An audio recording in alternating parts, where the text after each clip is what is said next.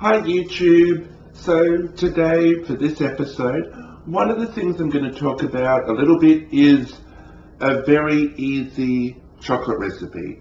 So on the list of 30 before 30, nearly everyone says cooking is an essential skill that you should have. I definitely agree with this.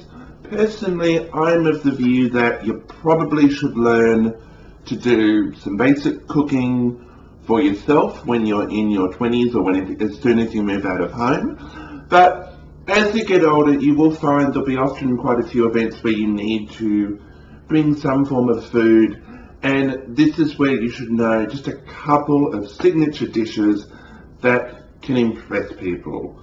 So this is a chocolate sort of fudge thing that's it travels very easily, so it is the perfect thing to bring to a function. It takes about 2 hours in the oven on low heat, but really it only requires your attention, for a couple of minutes every 30 minutes, so it's pretty simple. And because it's on such a low heat, you can leave it as long as you've set an alarm, because ADHD, I do forget stuff.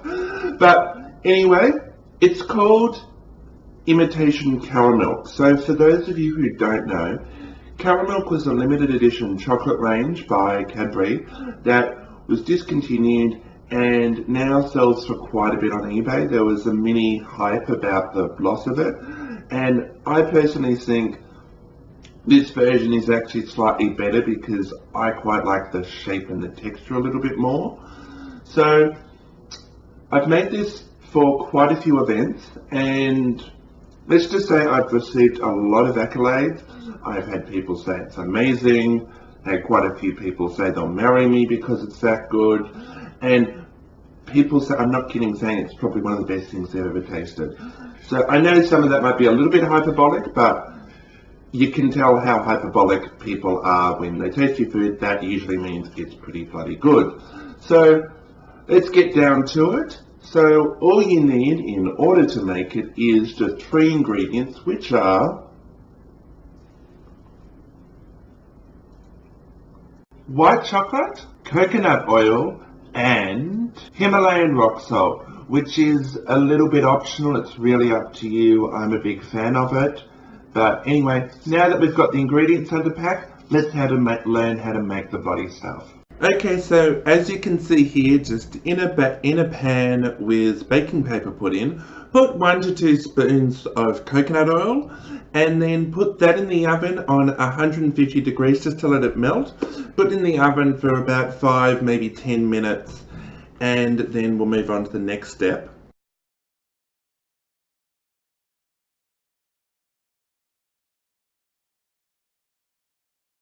So now that the coconut oil's melted, you just want to take out the white chocolate and just put it down. Make sure that it's not blocks aren't on top of each other. At this point, I do want to just talk a little bit about the right type of chocolate to use. I'm using the block of Nestle Milky Way Bar Classic. I personally feel this is the best type of chocolate to use for this. You can also use Dream White chocolate, or any blocks of chocolate work alright. The only thing I will advise you on is try not to use cooking chocolate, as that's not really designed to be eaten in its own right, so it has a little bit of an aftertaste, and I find the texture can be put a little bit off. But once that's all laid out on the chocolate, just put it into the oven at 100 degrees and leave it for about 20 to 30 minutes.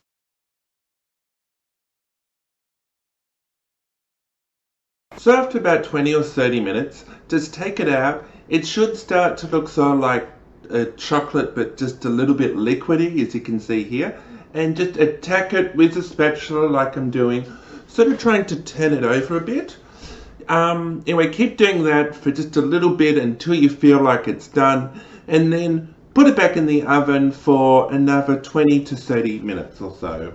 And we'll see how it's going then. So after about 20 to 30 minutes, you just want to take it out of the oven, as you can see here, and just sort of try to attack it with a spatula again. But at this stage it should be becoming a little bit more solid than the last time. So it should be a little bit easy to just sort of flip it over. Moving it around like so, like so. Yeah, just keep doing that. And now it's really up to you at which stage you want to do this, but usually it's at this stage that I add the Himalayan rock salt. I really like Himalayan rock salt and find it adds a bit of complexity to it, so I like to add quite a fair bit, but really that is up to you how much you want to do, and horses for courses. So put it into the oven after that and come back to it in another 20 or 30 minutes.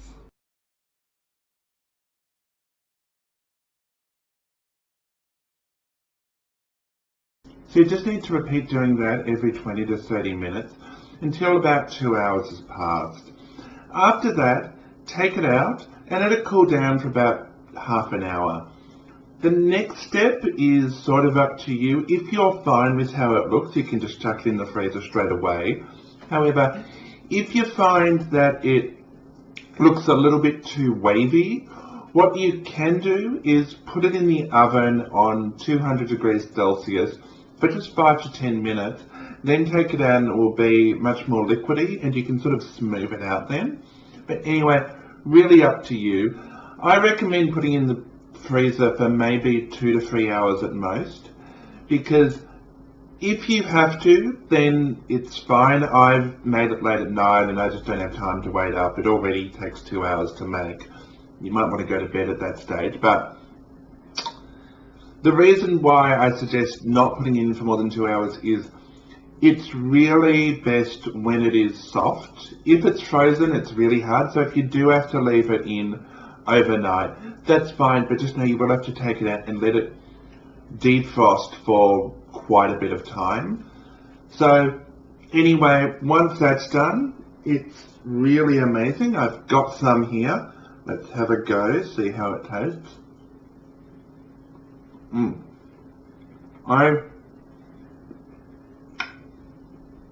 All the words to describe how good it is break the YouTube terms of service. That's how much I just want to swear to say how good it is. But anyway, give it a go. I promise you it is much better than my video editing skills. It's definitely something I think everyone should try at least once. It's definitely something that should be on every under 30 bucket list. But anyway, let me give it a go. Let me know how it goes. If you like this video, give me a like.